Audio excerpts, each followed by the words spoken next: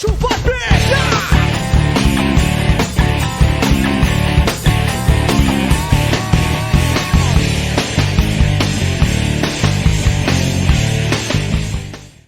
Está começando agora mais um episódio do Janela do Vale, o seu podcast do Vale do Jequitinhonha. E aproveitando esses acontecimentos do Rio de Janeiro, eu trouxe aqui hoje duas pessoas, os dois são do Tático. Dois Tático Mor. Tenente Gabriel. Satisfação. E Sargento Nelson. Tudo bom, meu irmão? E a gente vai bater um papo aqui com profissionais que realmente vivem isso no dia a dia e não é só uma opinião externa, né, de quem acha que sabe alguma coisa. Então vocês assistem aí, talvez vocês concordem, talvez vocês não concordem, mas é importante a gente ouvir. Gente, qual a opinião suas com relação ao que aconteceu lá no Rio de Janeiro? Vocês acham que realmente resolve o problema? Estão enxugando gelo ali um pouco? Precisava ser feito?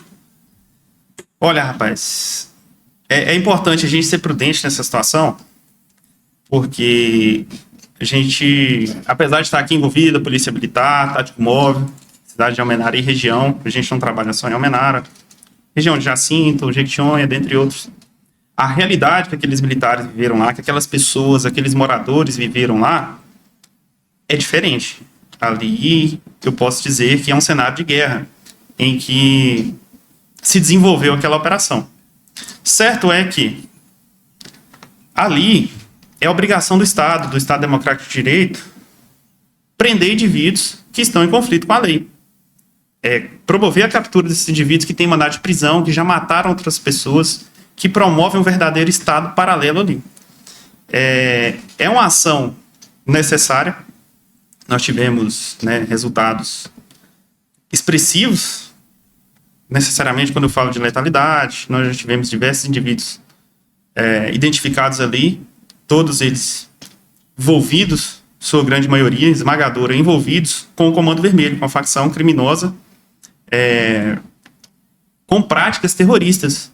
Inclusive, liderança de outros estados, do Comando Vermelho, que estava ali homiziado naquele reduto do crime ali, né? Sim, refletindo aqui na nossa região, cidade de Jacinto, Santo Antônio do Jacinto, vulgo Peter, um dos envolvidos que veio a óbito nessa operação, forte influência na nossa região aqui, com o Comando Vermelho. A inteligência já tinha noção desse nome ou ele apareceu depois? Ele já era conhecido por nós, militares aqui, a partir do momento que a gente promovia a captura de alguns envolvidos no tráfico aqui, e após a análise da Polícia Civil, dentre outros, com quebra de sigilo telefônico, em algumas situações tinha lá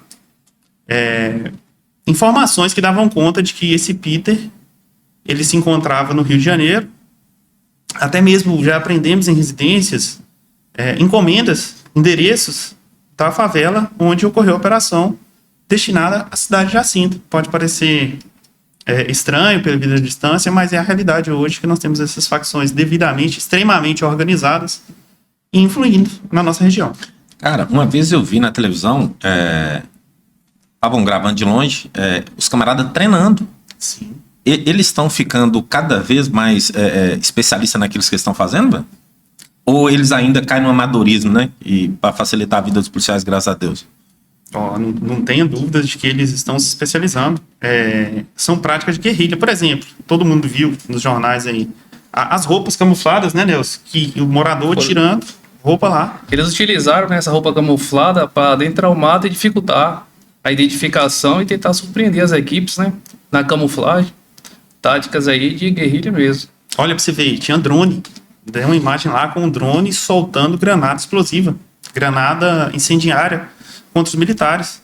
Vamos dizer que esse indivíduo não é uma prática, uma questão de guerra, de guerrilha. Armamento muito melhor, às vezes, que a própria polícia militar. Esse tipo de estratégia aí foi utilizado na guerra da Ucrânia, né? Muito. Recentemente.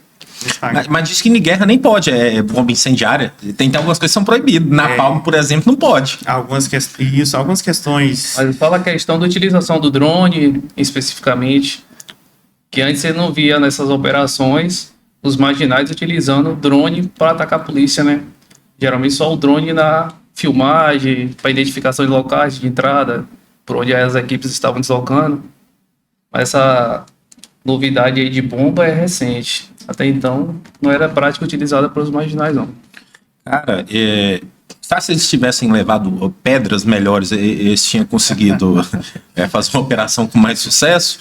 Rapaz, é até triste ver uma situação, na nossa opinião, na minha opinião, especificamente, um comentário infeliz, né, de um especialista de segurança pública, mas dizer que se combateria facilmente um indivíduo portando fuzil com pedras. Não consegue? Armamentos aí de alta energia, que facilmente, a uma distância de até 1 quilômetro, é letal, né? Cara, e como é que vocês escutam um negócio desse aí? Você fica, meu Deus do céu. A gente tem que ver com muita cautela, né, e frieza, porque as pessoas, elas querem palco, querem mídia. Hoje, com esse grande fluxo de informações, de comunicação, todo mundo quer aparecer de alguma forma, né?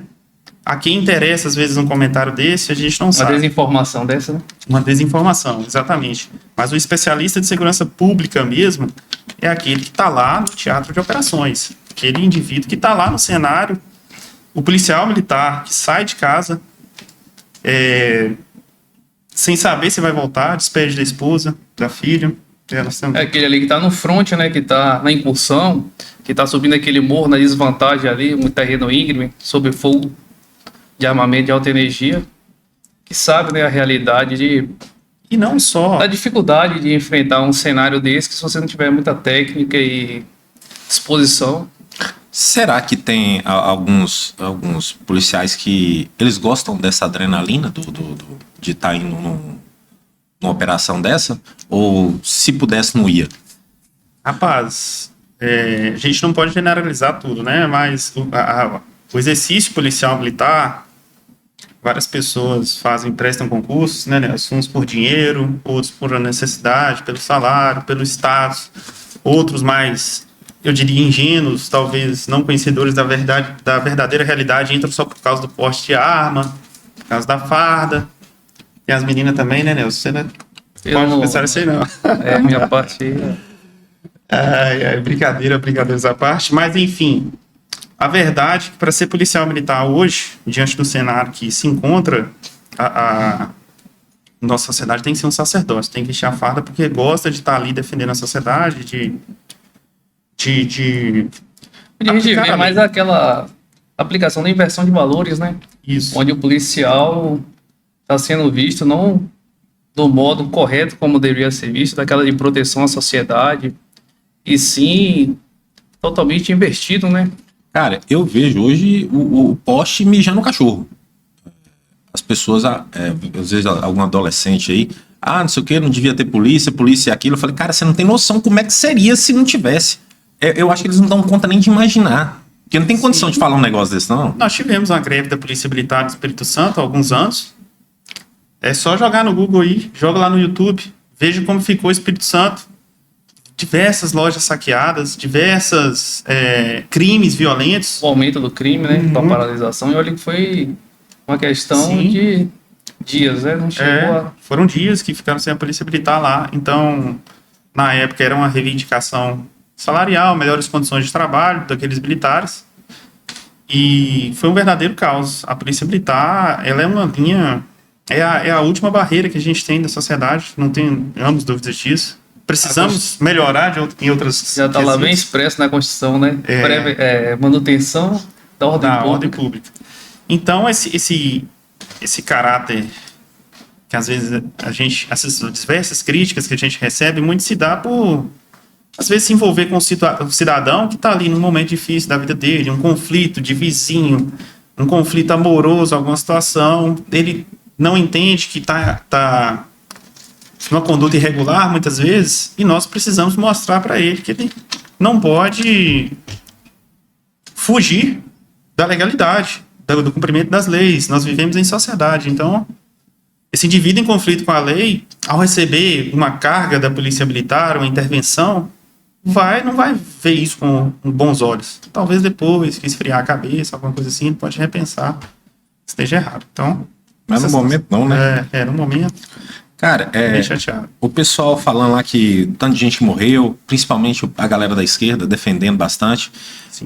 Mas na Bahia a gente é governado por governo de esquerda, né? Bastante tempo. Sim. E se não me engano parece que as operações policiais lá matam mais do que no Rio, né? Já saiu estudos falando sobre isso, né? Onde alguns locais da Bahia, o índice de letalidade realmente alto.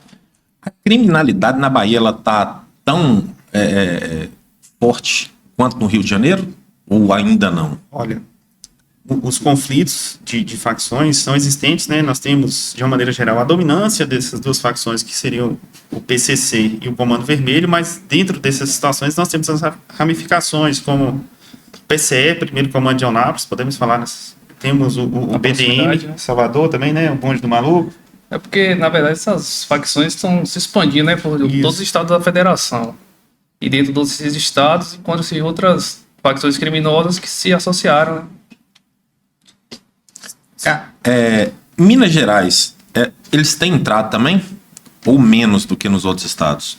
Tem entrado, não tenho dúvida. Aqui, a gente tem uma força de segurança que necessariamente tem um empenho considerável, a Polícia Militar de Minas Gerais, mas não só, a Polícia Civil, demais órgãos também, de uma maneira geral, de defesa social, a gente conta até com o apoio do Poder Judiciário, do Ministério Público, fazem um trabalho essencial e não é uma situação tão crítica como é no Rio de Janeiro, por exemplo. Porque o Rio de Janeiro, quando a gente fala daquelas facções, daqueles complexos de comunidade, lá o Complexo do Alemão, o Complexo da Maré, onde nós temos 16 favelas, aproximadamente mais de 100 mil habitantes em cada comunidade daquela, nós temos uma verdadeira ausência do Estado. O Estado não está ali. A polícia lá, em tese, não sobe o morro, somente quando a gente vê no cenário desse aí. Já tem décadas, né, de ação dessas facções, de omissão. que já vem crescendo, e a falta do Estado naquele local. Isso. E foi notório ultimamente a exploração que essas mesmas associações criminosas aí, Comando Vermelho, exemplo do Rio de Janeiro que a gente está comentando, a exploração de outros serviços na comunidade não só estão vivendo do tráfico de droga, mas da internet, da água, da cobrança de serviços básicos.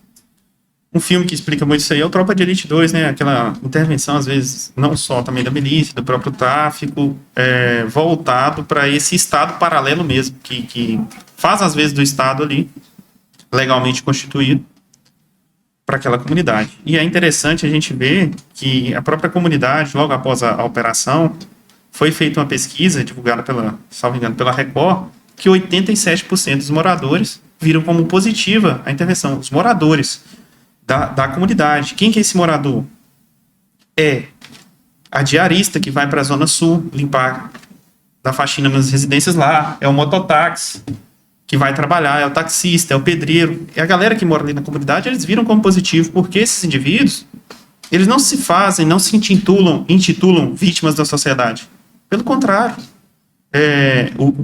o bandido, o criminoso, o traficante, que foi vítima, que morreu lá, ou então que fugiu, que foragiu, ele teve a mesma opção que a diarista, que sai, fica 2, 3, 4 horas no ônibus, e para ganhar um salário mínimo e meio, um salário mínimo, por que essa vítima da sociedade, esse indivíduo, optou pelo tráfico, optou por responder? Quem faz a opção de conflito não é a polícia militar, não é o policial militar, não. Quem decide se vai ou morrer ou não é o indivíduo lá, é o criminoso, é o vagabundo. Então, inclusive só o senhor comentou aí, foi divulgado vídeo nessas grandes mídias televisivas aí, onde foi mostrado situações de indivíduos encurralados na residência, onde eles optaram por se entregar sem confronto, e saíram mais de 19 indivíduos de dentro de uma residência, e diversos fuzis de arma de alta energia, né, que foram apreendidos, e desceu todo mundo desse jeito. Agora, no entanto, quando o indivíduo opta pelo confronto armado, ele a tendência é dele perder, né? Polícia, a gente vê, querendo ou não, é triste a gente ver alguns comentários na internet, mas é comum que a incidência que tá morrendo é só o vagabundo, mas tem que morrer só o vagabundo mesmo, é só bandido que é o quê, né? Polícia e tal, quer o quê? E o polícia, ele é treinado para isso. Nós somos treinados para isso, né? Quando eu falo de serviço de recobrimento especializado, quando eu falo de tático móvel, que é o mais comum na nossa região aqui, mas quando tem região metropolitana, dentre outras cidades maiores, a gente já fala do serviço de rondas táticas metropolitanas, que é a ROTAM, nós temos o grupamento especial de recobrimento, que é o GER, Então, essa galera toda é treinada para lidar com essas situações.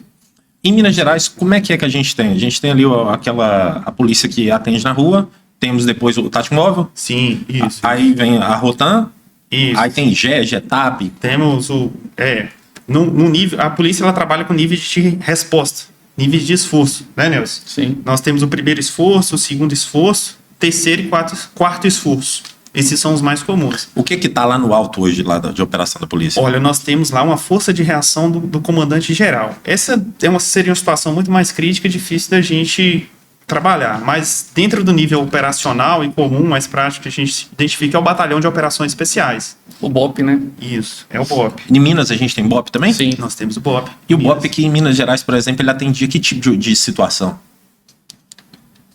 Na verdade, o BOP aí, ele vai entrar em ações que fogem do primeiro esforço, segundo esforço, situações críticas aí de intervenções. Vamos dar um exemplo prático aqui, o sequestro com reféns, situações de assalto a banco, como já ocorreu na nossa região aqui também, onde foi muito importante a participação do BOP na localização. Tivemos em Rubim, né? O estouro de caixa eletrônico. Sim, 2017. Você participou, não foi, Nelson? 2017 teve uma Você situação. tava também? Não, eu não tinha chegado em Almenara ainda não. Mas o Nelson estava aí nessa... E, inclusive, a gente teve um apoio do BOP, que foi a chave, né? Junto com nossos esforços aí, para lograr êxito na operação. Onde, infelizmente, aí, diversos indivíduos aí vieram a óbito aí, porque resolveram confrontar a polícia militar, não se entregaram, resistiram à prisão, efetuaram disparo contra as equipes. Infelizmente, o resultado foi esse aí. Vieram a óbito. Diversas armas de alta energia aí, colete, armas, pistolas. tudo Então o aprendido. BOP, assim, aquela galera treinada. Eles ficam lá em BH, treinamento, diuturno, Esquadrão antibomba, atiradores, Isso. sniper. de elite. É um grupo militar mais reduzido, dada a necessidade de especialização. Então os custos E com dos caras treinamento são altos. específico. Isso. Mas o Batalhão de Operações Especiais hoje, eles têm condições de chegar aqui em Almenara em aproximadamente 2h30, 3 horas. Então eles têm avião, têm todo equipamento. Se a situação for muito grave, crítica mesmo, eles têm condições de chegar aqui. E as pessoas, às vezes, dizem que não quer isso, né? Eles não têm noção quanto que isso é importante. Essencial. A maioria das coisas que funcionam bem, elas têm ordem. Sim. O trânsito funciona bem porque tem... Todo mundo sabe como é que deveria ser, pelo menos, né? Quem tem preferência, quem não tem um sinal fecha, o outro passa. Exatamente. Circulação básica, né? É o básico. E quando a pessoa ela quer anarquia, Sim. ela não tem noção de quão caos isso pode acontecer. É você chegar lá na sua casa, ter alguém comendo sua mulher com arma e você não tem quem chamar. Vai fazer o quê? Hã? Vai fazer o quê? É, Vai jogar uma pedra no cara? exatamente. Hã? Essa opção foi dada recente, mas não é aconselhável, não. No Rio de Janeiro lá, existe algumas coisas que são meio proibidas de fazer. O pessoal, tô ligado que eles fazem lá um negócio que chama micro-ondas, né? Taca pneu no camarada e bota fogo. Pois é, teve uma outra interessante, tinha um jacaré dentro de uma caixa d'água. Sai um vídeo na Globo, aí, Record, aí, YouTube. Essa galera aí divulgou. Os inimigos lá que são capturados pela facção rival, os corpos deles, a forma deles desaparecerem é jogando o corpo do cara lá dentro da caixa d'água, o animal come, desaparece. É o os vestígios. tribunal paralelo que eles instalam nesses locais, né? Onde fazem o julgamento baseado nas crenças E é muito mais Realidade severo, deles, né? Lá tem pena de morte. Bem fácil, inclusive, Nossa. parece, né? Tribunal, não, e aqui, não vai longe, não. Tivemos uma situação parecida em Salto da Divisa ano passado. Em tese, uma ação de tribunal do crime mesmo. Então, não está muito longe da nossa realidade. Essas ações, de uma maneira geral. Né? Por exemplo, essa questão do Rio de Janeiro aí, a disputa lá de tráfico. 2 dias antes, essa facção, Comando Vermelho, que lá ela é liderada pelo DOCA, que conseguiu fugir, né? Traficante que conseguiu fugir. é o nesse dia. 01 doide do morro. Isso. Ele 2 dias antes, eles tentaram invadir uma outra comunidade lá para tomar o poder, uma guerra que eles têm com o TCP, Terceiro Comando Puro lá, que é uma outra facção também, que está em conflito com o Comando Vermelho. 2 dias antes, eles tentaram invadir uma outra favela. Morreu uma senhora moradora de 60 anos. Morreu um outro inocente lá de 30 anos. E ninguém fala, por que será? Qual que é o interesse? Qual que é o né, interesse? de não divulgar essas informações. Cara, eu acho que isso acontece. A gente tem um quê de equalizar as coisas. Por exemplo, você tá vendo lá 5 camaradas querendo bater em um. Muitas vezes você não quer nem saber o que esse um fez. Exatamente. Você acha que é covardia e quer ir lá colocar a mão. Sim. Não. Que você encontra o camarada, mas peraí, o que Sim. foi que o cara fez? Ah, não, ele tá aqui chorando, coitadinho. Não, mas o que ele Não fez? é, exatamente. As pessoas elas tomam partido pelo a superficialidade das coisas. Sim. E eu acho que pode estar causando isso aí. Ah, não tá morrendo muito bandido. Então vou torcer aqui para morrer mais policial, por exemplo. Mas, na verdade, essa ação impactou pela quantidade de indivíduos em confronto com a lei que veio a óbito. No entanto, não comentou a quantidade de mandados de prisão que foi cumprido, de foragidos que foram... Exatamente. E de lideranças que foram presos nessa operação, inclusive lideranças de outros estados, desarticulando o crime em outros estados da federação, né? E será que desarticula mesmo? Ou isso é como se fosse uma hidra, que sai uma cabeça ali, o camarada tá preso ou morreu, e aí já vem o outro de baixo para cima levantando? É aí que vem aquela ideia do Estado ausente, né? Se não tiver um trabalho conjunto do governo do Estado, do Rio de Janeiro, com apoio do governo federal, principalmente por meio das Forças Armadas, de ocupação daquela região, de aí, promoção dos direitos básicos daqueles indivíduos, do cidadão que mora ali, do morador que está ali, é inegável de que em poucos dias vai ser necessário outra operação dessa no mesmo local. Esse não é o fim, né? Resultados piores. É uma etapa de um processo ainda longo, mas que, como o presidente falou aí, essa cooperação entre Estado e Federação, presente no local, com certeza caminha para a diminuição, né? Será não, né? Com certeza tem. Alguém que está em cima, né? É os colarinhos brancos que está por trás, que realmente levantam dinheiro. Possivelmente deve ter políticos. Rapaz. Tomara que não, mas talvez até gente ligada à própria polícia. Sim. Será que isso não dificulta realmente resolver o problema? Ou esse problema é um problema mundial e é um negócio meio difícil de resolver mesmo? O que você acha? Olha, eu imagino que o Estado ele tem condições de fazer frente a essa criminalidade, né? Se as forças de segurança elas tiverem devido apoio daqueles que estão à frente do nosso país, se eles tiverem devido respaldo legal, porque da sociedade, do cidadão de bem, não tem dúvidas de que as forças de segurança têm esse respaldo. O problema às vezes está em alguns outros indivíduos que parece que vivem em outro mundo e tratam esses terroristas, que assim posso dizer, esses traficantes, esses indivíduos, tratam eles, na verdade, como vítimas. Isso é chocante, é um absurdo ver um cara de 762 atirando no polícia, atirando em moradores, determinando para que os moradores saiam de suas residências e se coloquem nas ruas para serem em tese vitimados e poderem culpar os militares naquela situação de guerra, de confronto. Então, é um problema gravíssimo. E até porque os tiros deles são tiros sem responsabilidade, né? Exatamente. São tiros direcionados. Onde pegar, pegou. E E nós ainda normalmente temos essa responsabilidade de identificar. Certificar a ação ali, né? Um custo de tiro de um policial hoje, você dá quantos tiros no último ano? Quantos tiros você deu? Rapaz, é difícil mensurar, mas foi muito. Por exemplo, é difícil mensurar, mas suponhamos que são muitos tiros. Muitos tiros. Passa com certeza por aluno ali. Deve passar dos 100, 200 tiros no curso de formação de oficiais. Deve passar dos 200. Fora que ainda tem o de 2 em 2 anos, aí a gente ainda passa pelo treinamento, que é o TPB, né?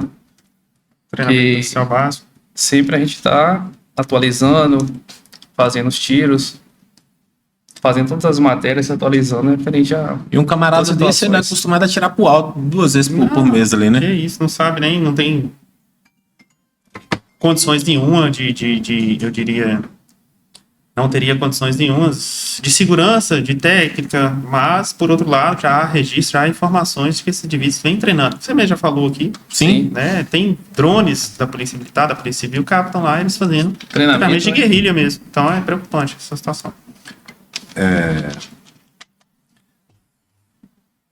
Celular. hoje em dia você que trabalha na rua, isso acaba dificultando o trabalho da polícia ali. O pessoal, todo mundo quer filmar a operação e normalmente você só vê os vídeos de uma parte pra lá. Exatamente. Como é que vocês lidam? Só os cortes, né? Só os cortes. Como é que você lida com isso no dia a dia? Olha, a gente tenta fugir muito do sensacionalismo, da mídia, do que é divulgado aí no Instagram. A gente busca focar na ocorrência, aplicar a lei ao caso concreto ali. O indivíduo que está desrespeitando a ordem militar, está em conflito com a lei, está desrespeitando, a gente vai aplicar a disposição ao caso concreto. E realmente, hoje, você tem vídeos, você tem pessoas mais intencionadas que fazem cortes da verdadeira situação, da realidade. Mas, na prática, a gente ainda consegue exercer um bom trabalho. É claro, é bom a gente destacar o quê? Que assim como na Polícia Militar, ninguém é perfeito. Claro que, apesar de um processo seletivo rigoroso, assim como é no hospital, na escola, você vai ter um mau professor, você pode ter um mau médico, nós vamos ter maus motoristas. Todas essas situações são Todos os possíveis, setores, porque, são inerentes, as situações que são inerentes ao ser humano. Entretanto, em sua grande maioria, esmagadora maioria, nós temos militares qualificados, principalmente na nossa Polícia Militar. E o que é divulgado nessas situações que vai gerar uma emoção, uma comoção, um sensacionalismo, às vezes é só a intervenção, é o controle de contato do militar ali. Mas eles não mostram todo o enredo O em que se contexto da desenvolveu. situação que levou aquilo, né? Tem um vídeo que ficou bem famoso na internet, um camarada moreno do cabelinho assim, trançadinho, dentro de um carro, o policial batendo lá de fora, o policial quebra o vidro, tira ele de dentro do carro e ele assim, Não fiz nada. não fiz nada. Fazendo a cara. E isso rodou, e todo mundo tá assim, não, polícia, não sei o que, polícia. Aí depois mostrou o vídeo completo. Vocês chegaram a ver isso? Então, Você foi viu, isso né? mesmo. Não, Não. cheguei a ver. Não, aí mostra a polícia chegando. Aham. Senhor, abre o carro, por gentileza. Documento e não sei o que. Ele foi e fechou o vidro. Aí. Senhor, abre o carro, por gentileza. A gente já tem aí a desobediência. É uma ordem legal de uma autoridade que determinou para ele numa atividade de fiscalização e ele desobedeceu. E já está em tese praticando crime ali. Então, nós vivemos em sociedade. Ele tem que cumprir a lei. A lei está aí para todo mundo cumprir. Regras, né? O pessoal fala assim, não sei o que, às vezes a polícia fez porque o camarada é de certa cor, né? O camarada é negro, por exemplo. Eu falo, não é. Não é. Sim. O camarada tá lá com... Existe um tipo que você olha e você fala assim, esse camarada tá mal intencionado. Tem. Exatamente. Olha, é difícil falar assim especificamente aquele indivíduo que vai estar em determinadas características, ele é criminoso. Mas, em sua grande maioria, o criminoso tem determinadas características. Não sei se você consegue me entender. Consigo perfeitamente. Pois é. Então, e não só pelas características físicas, mas comportamentais, de uma maneira geral, a reação que o indivíduo demonstra ao ver a viatura, se deparar com ela numa esquina. É toda aquela análise que o policial vai fazer o antes lugar, da a abordagem. Exatamente. Ele vai falar as fundas razões, né? O que vai levar a gente a fazer aquela abordagem. Aquelas características que vai chamar a atenção da gente, que opa, ali tem alguma coisa errada. Eu dou um exemplo de um amigo meu que chama Anísio, ele é advogado, não sei se vocês conhecem. Doutor Anísio, ele é um negão, tem 1,90 m quase. Aham. Eu falo, a chance de doutor Anísio separado pela polícia é quase zero. Quase zero, velho. O camarada anda na etiqueta, tá Pois posturado, tranquilo. bonito, arrumado. Tá. Mas como é que vai parar o camarada? Porque não é, velho. E o pessoal, eles fazem isso, eu acho, não sei se é pra poder pegar um coitadismo ali e se vestir. Não, Sim, sim. não é, velho. Não é. Nós não podemos trabalhar com extremos. Às vezes tem gente que tá andando na etiqueta aí, Tem. já botamos a mão também e falando, porra, É porque sempre quando a gente faz uma abordagem, a gente faz com o princípio da fundada suspeita, né? A gente não sai abordando aleatório. Quando a guarnição para e procede a abordagem, é porque ele já tem aquela fundada suspeita prévia e que leva o policial àquela primeira ação da abordagem, né? E vou te falar um negócio, viu, Tempos? Na prática, o camarada, quando ele tá errado, que ele veio com a barca do tático ali, ele sabe que ele vai ser abordado. Ele já sabe que ele tá errado, já fica nervoso, começa a olhar, coça a cabeça aqui. Já levanta a mão sozinho, né? Já tem uma reação automática. Você já olha pro cara e já... Fala, não, moça, eu tô só passando. Você vai olhar a ficha do camarada, ele... Cara, o que acontece? É, Como é que vocês lidam, por exemplo, os usuários de maconha aqui de Almenara, por exemplo? Tem muitos que acham que a maconha, ela não é Sim. que ela já é permitida. Sim. Teve não sei quem falou comigo, o policial falando, né? Você usa droga? Eu falo, não, só maconha. É como se não fosse. É droga do mesmo jeito. Se o artigo 28 da lei de droga tivesse sido extinto, né? Tá permitido? Como é que tá isso? Não, negativo. Pelo contrário. Tá Nem na prainha? em lugar No cruzeiro? proibido. Hã? O uso de drogas, ele ainda é uma infração, ele é um ilícito perante o nosso ordenamento jurídico. É contrário, não pode. Então, o que a gente não vai ter ali é a condução do indivíduo para prisão. Né? Após a decisão do Supremo Tribunal Federal, esse indivíduo não vai ser conduzido, por exemplo, à lavratura de termo circunstanciado, mas ele vai ser submetido a um processo, vai ser lavrado um boletim de ocorrência em nome desse indivíduo, que ele foi abordado, o material vai ser apreendido, recolhido. Por exemplo, na prática, o nome desse cara já vai sujar. Se ele quiser entrar na polícia militar, por exemplo, depois de ter usado uma buchinha aí, pode até ser, porque o próprio Supremo, que em tese descriminalizou essa conduta, né, despenalizou essa conduta, na verdade, considera que esse usuário, por exemplo, é incompatível para Essas atividades, né? certas atividades, como é Polícia Militar, Polícia Civil, órgão de segurança. Já vai haver um judiciário. registro, né? Sobre o fato, sobre a apreensão. Então, a investigação social, dependendo do órgão que ele for tentar. Já... E é importante destacar que mesmo com uma buchinha, de acordo com as circunstâncias, pode se enquadrar no tráfico. O indivíduo, dependendo do local que ele tiver, o horário, a informação que chegar no 190, o envolvimento dele, as amizades, todo um enredo, uma situação. Não é só quantidade, não é só tipo de substância que vai caracterizar se aquele indivíduo é usuário ou traficante. Se ele tiver com azar de estar comprando uma balança, por exemplo, para a mãe dele fazer bolo, ele não vai conseguir explicar, né?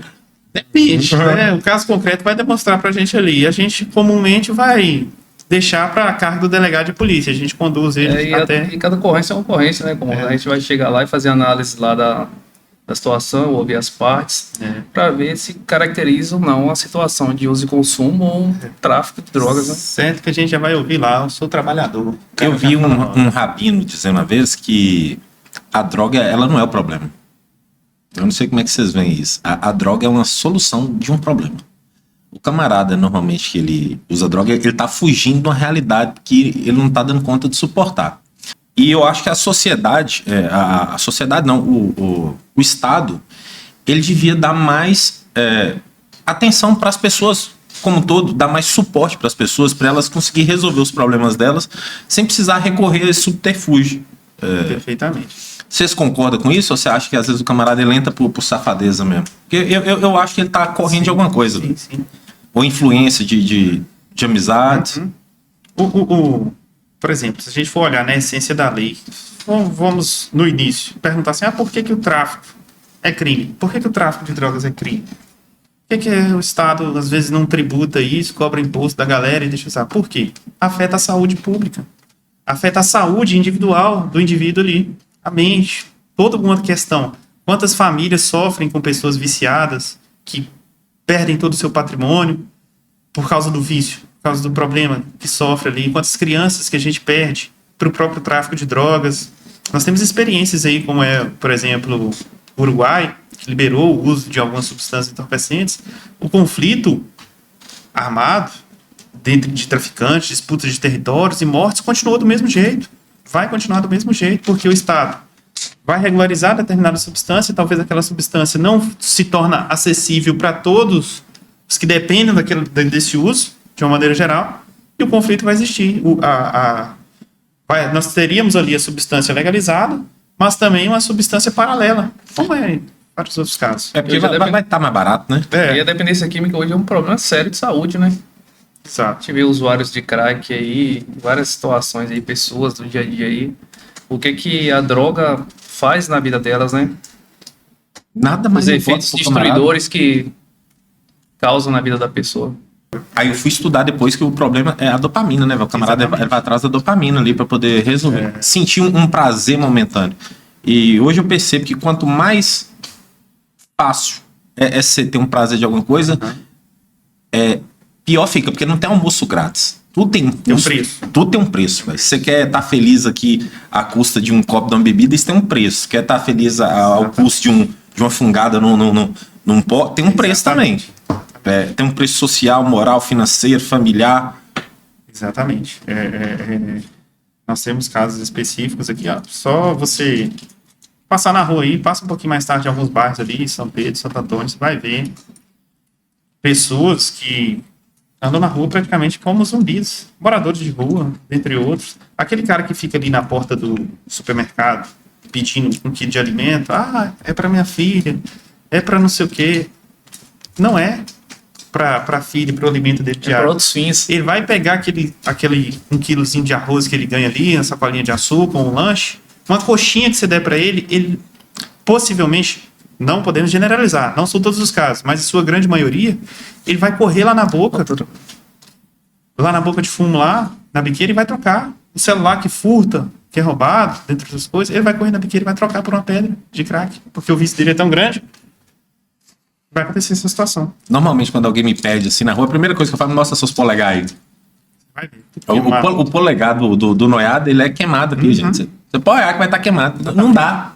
Tente, né, do camarada. Era uma característica dos usuários de crack, né? Os dedos queimados, dedo amarelado. Cara, o cara queima o dedo e não para de acender o negócio. Que loucura, hein, velho? Eu fico pensando, como é que o camarada, sabendo que o crack é aquilo ali, que é uma das piores drogas que tem, devastador, o camarada entra ainda, a vida dele tem que estar muito ruim. Exatamente. E como é que a gente cuida dessa povo, velho? É um trabalho complexo, né, que demanda várias necessidades de intervenção social, saúde, uma intervenção.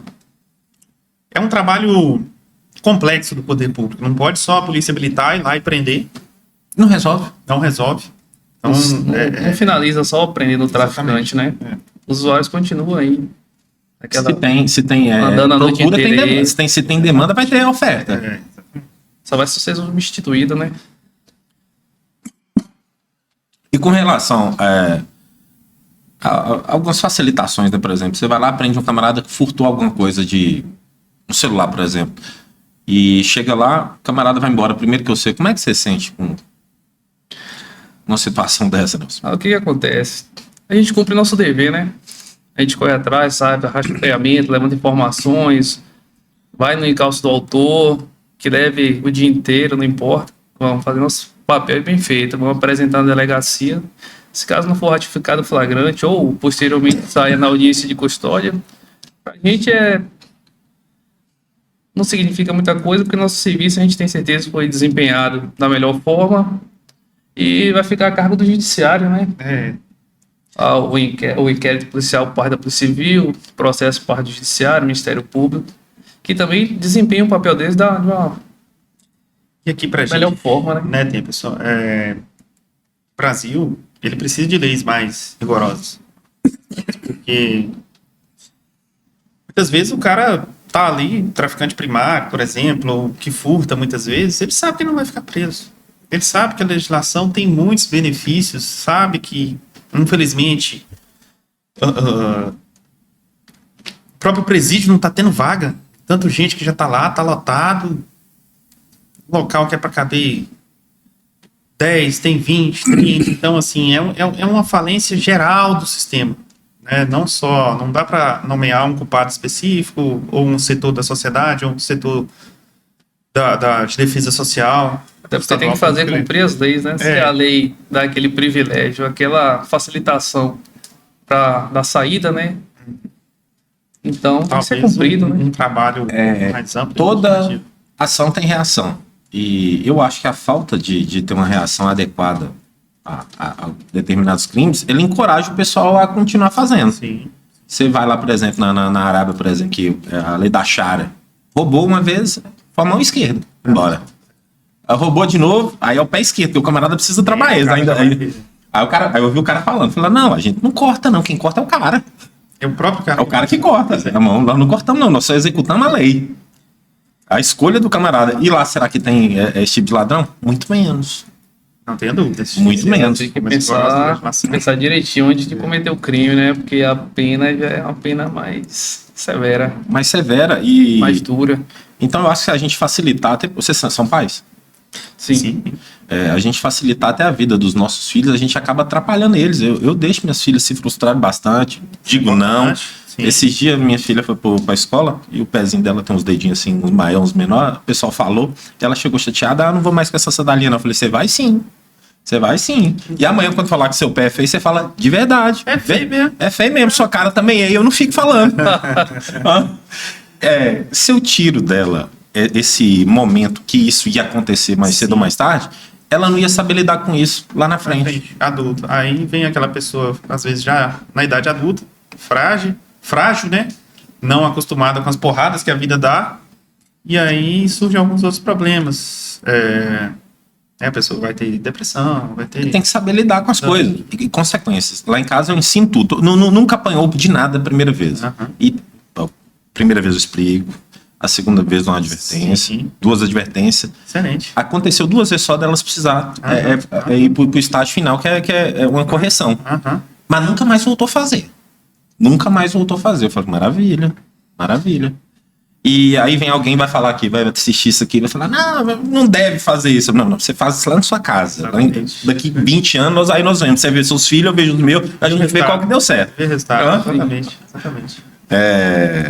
Vocês também ensinam esse tipo de coisa ou vocês estão nessas educação mais compreensiva? Nada. Pelo menos com a minha filha lá, é a disciplina quase que militar mesmo, né? Ela inclusive estuda no colégio militar. Ela mora em BH.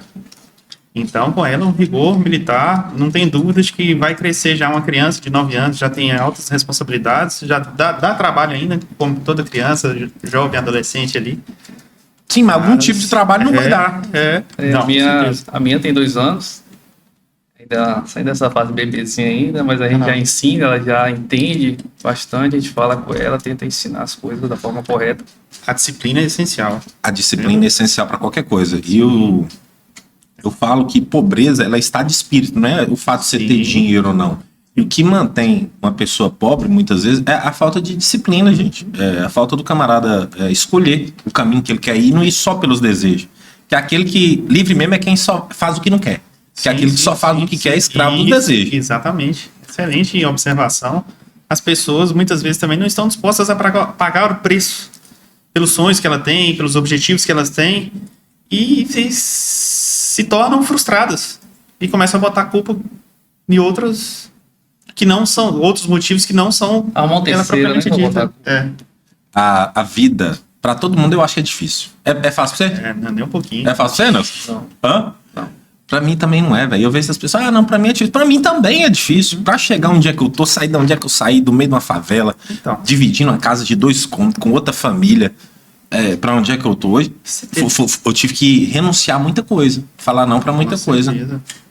E as pessoas, elas... E aí que volta pro assunto nosso aí, entra, né? O indivíduo tem a opção de entrar no mundo do crime ou não. Pois é, mas aí eu fico pensando exatamente nisso. Em algum momento eu precisei ter esse estalo. Nem sempre eu tive ele. Eu precisei ter... Opa, peraí. Onde que eu quero estar daqui? Onde é que eu quero estar? O que eu preciso plantar agora para mim poder colher daqui 5, 10 anos? E eu não sei se o camarada que tá lá na ponta de um fuzil, ele teve essa sacada em algum momento, se alguém falou para ele que existia isso, ou se ele só foi com fluxo, né? Que existe uma outra realidade. E eu fico pensando nisso. Às vezes ele pode ser vítima exatamente por não ter percebido que podia ser diferente. Eu acho que o fato dele... Ele tem noção das consequências da ação dele. Isso a gente não pode negar, né? Quando eu falo de um conflito armado, quando eu falo de um criminoso, alguma coisa assim. Por outro lado, aquela vertente de um Estado ausente que não dá oportunidade realmente para o indivíduo. Eu não posso deixar de trazer isso ao debate. O indivíduo que cresceu sem um saneamento básico, mínimo, sem se alimentar direito, sem ter direito de frequentar a escola, em outras questões. Ele cresce só vendo a realidade do mundo do crime. Uma criança se torna adolescente, dentre outros. Ele tem como referência, às vezes mesmo, o traficante. É o cara que ele vai ver ostentando um carro, vai ver ostentando uma moto, um cordão de ouro. Mulher. Ele não vai ter outra visão, outra oportunidade. Ele não sabe que existe outro caminho realmente. Aqueles indivíduos ali daquele meio que ele está inserido, vira a referência dele, né? Eu tava falando aqui com o Gabriel aqui que a gente tem que colocar nossos heróis no mais alto nível moral. Você poder, porque a gente acaba espelhando inconscientemente as atitudes dele querendo chegar lá. Sem dúvidas. Quem são as referências, né? E histórias de operações? Vocês têm história boa aí? Rapaz, eu tô um pouco mais novo de polícia, mas esse camarada aqui, ó, já tem muita coisa pra contar, muita história. Quantos pra anos de contar, polícia, né? Nelson? Tenho 17 anos de polícia já. E antes de ser polícia, você era o quê? Eu trabalhei no comércio, trabalhei no IBGE também, na época do censo, aquele concurso temporário. Tive uma passagem rápida também nesse órgão. E nesses 17 anos aí, qual foi, assim, o acontecimento, assim, que mais te chocou, assim?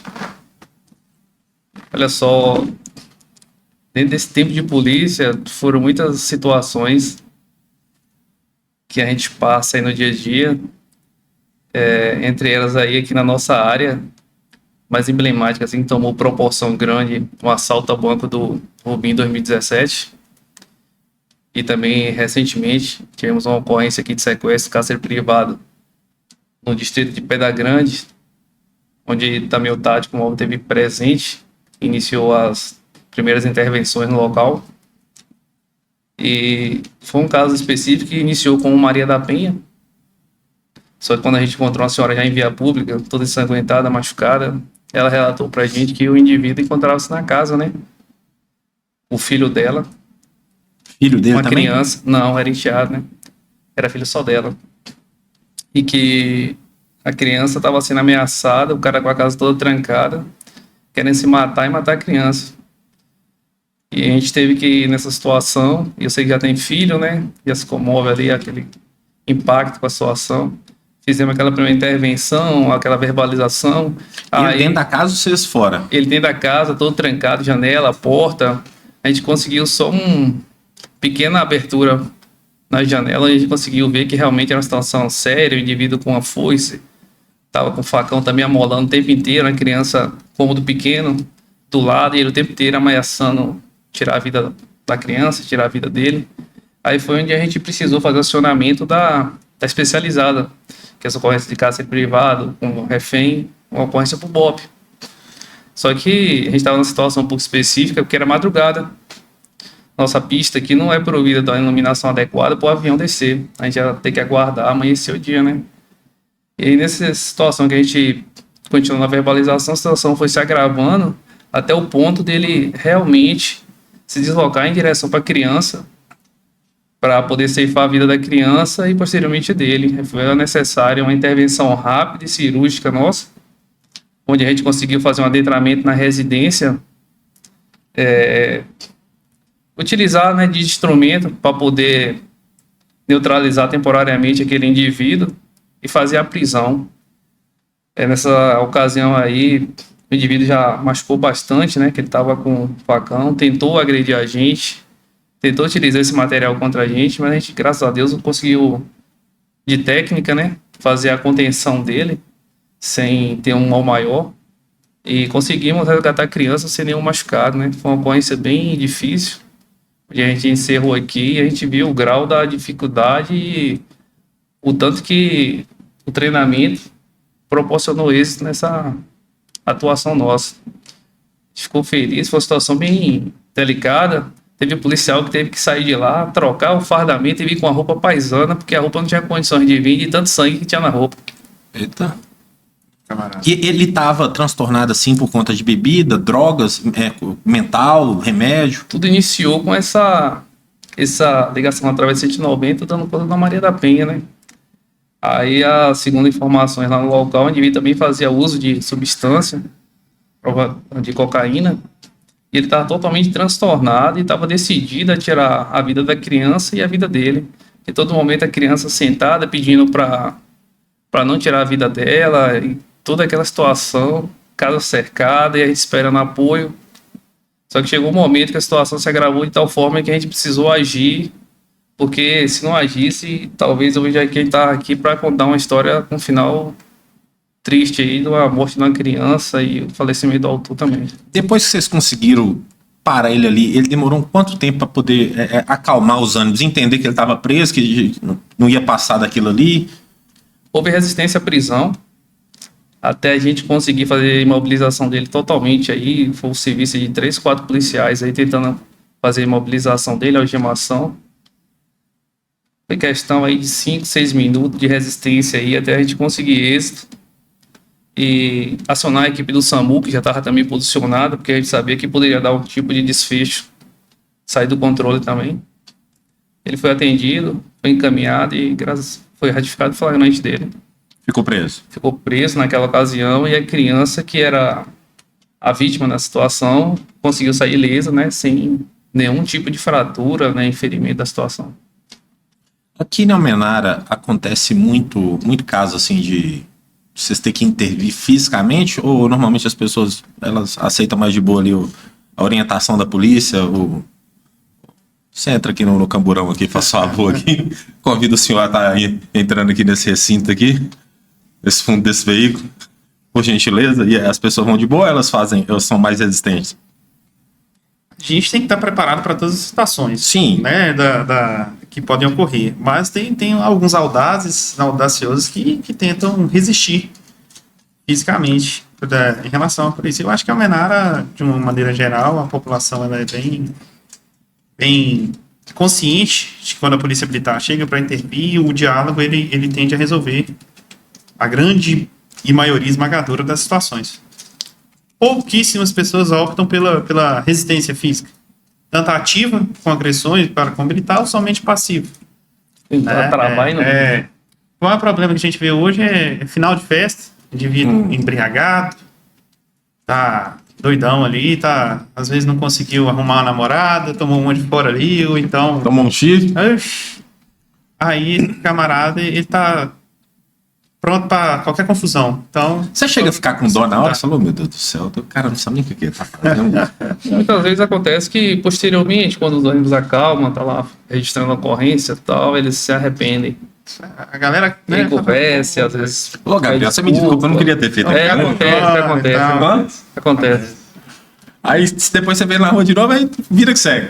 Ele segue pra lá e a gente continua nosso serviço. Eu tenho alguns serviços que eu dou muita moral, que é médico, enfermeiro e polícia. Eu emociono com as coisas.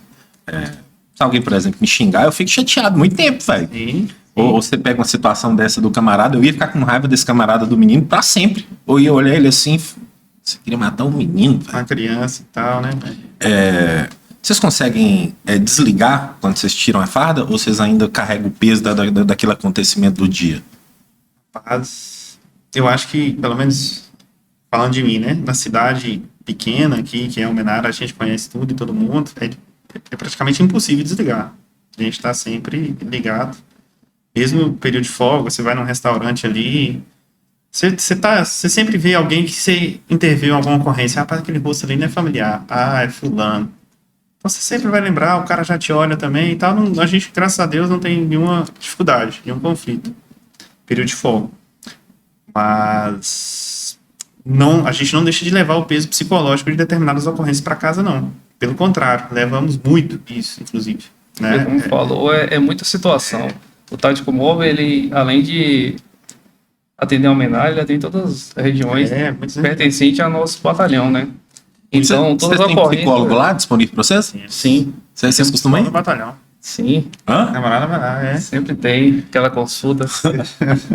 Doutor, pra dar aquela acalmada, né? Esfriada dos ânimos e tal, é importante, não, mas tem um trabalho, a Polícia Militar, hoje o batalhão conta com médico, dentista, conta com psicólogo, uma equipe toda especializada. O psicólogo, vocês precisam ir normalmente ou vai quem acha que deve? A ocorrência é preciso passar uma vez por ano, o militar ele obrigatoriamente vai passar, né? E em determinadas ocorrências específicas, por exemplo, ocorrências que envolvem conflito armado, o militar ele é obrigado a passar, porque, querendo ou não, numa situação de conflito armado, alguma coisa, disparos contra a viatura, contra a sua equipe, você vai pensar, na hora que você chega em casa, bota a cabeça no travesseiro e fala, se aquele tiro... Se me pega?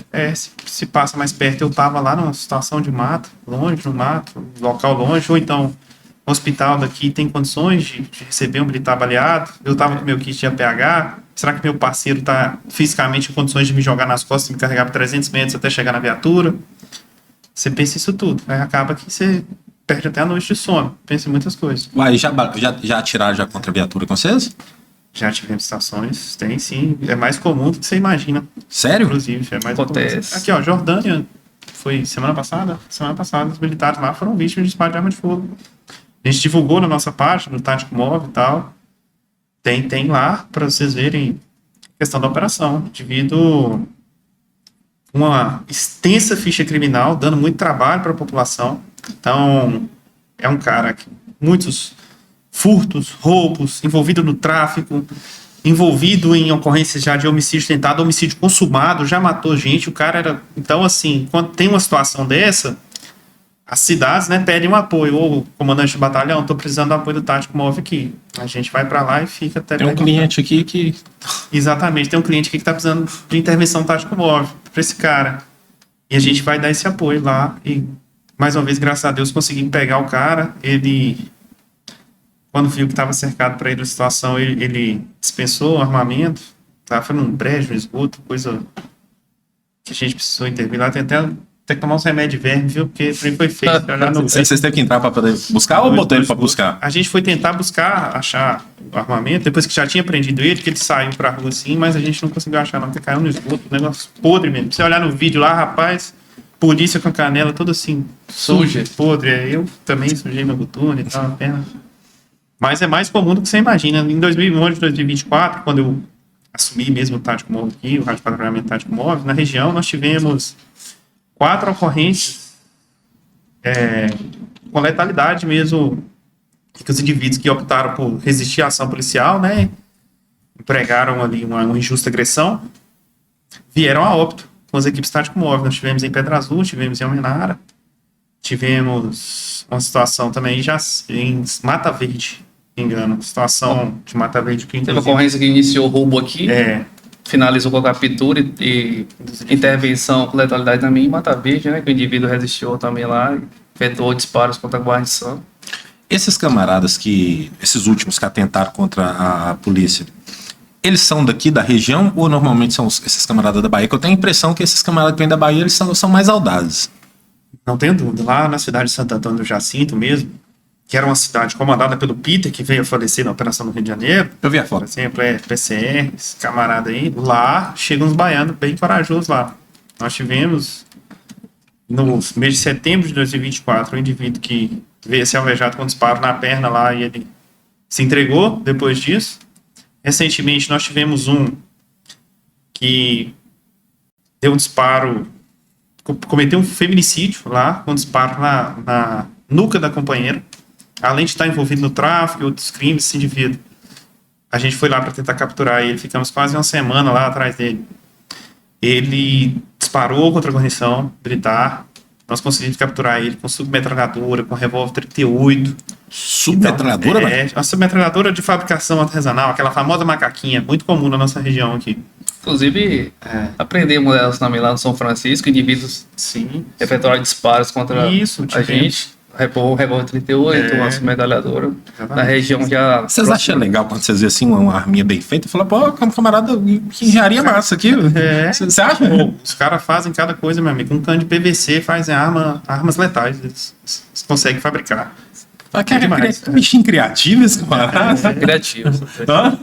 Nossa região tem muito esse tipo de armamento. Feito daqui da região mesmo ou que vem de fora? Eu acho que a gente não tem esses armeiros. Não, aqui não. Mas vem muito sul da Bahia, essa galera, tem uns baianos, os bichos são atentados. Mas são armas que funcionam bem. A gente não pode negar, não. Ninguém quer ficar na frente delas. De maneira nenhuma. Ô, gente, e para finalizar, você queria deixar aqui um recado aqui para a população aqui do Vale de Jequitinhonha, que está assistindo aqui vocês? Claro. Dizer que o Tático Móvel, especificamente, né, dentro da Polícia Militar, de uma maneira geral, está sempre à disposição, 24 horas por dia. Nós temos a nossa página Tático Móvel do 44º Batalhão e temos o Tático também, 44 BPM. Sigam nossa página lá, acompanhem nosso serviço. A gente divulga não somente ocorrências, mas também atividades de treinamento, atividades sociais. A gente está sempre fazendo ação cívico-social aí, onde é exposto todo o material do Tático Móvel, toda a nossa rotina de trabalho. Quem quiser visitar o batalhão, companhia, é só mandar uma mensagenzinha no nosso Instagram lá, para conhecer o serviço, conhecer os militares. A galera jovem aí que tem interesse de ser policial militar, de ingressar, Procura E tem, gente. tem bastante gente, velho, que tá fazendo concurso aí, tá esperando concurso. Tem um curso em andamento, então Flotone tem diversos. Sim. Então, quiser se alunos aqui inspirar, já- né? Às vezes a gente vê muita gente falando assim, ó, vontade de ser polícia e tal, mas às vezes não sabe o caminho, né? Como que faz, a correria e tal. Ou o que que realmente é ser polícia, né? É, Sim, realmente ser polícia. é exatamente. importante eles conversarem, saber da atividade. Bate um papo. Estamos sempre disponíveis. Sempre disponíveis. Gente, muito obrigado pela presença. E se você assistiu até agora, curta, comenta, compartilha e tamo junto. Bacana. Valeu, Tamo Nação. junto, meu irmão. Valeu, meu amigo. Aí, nós não fizemos, foi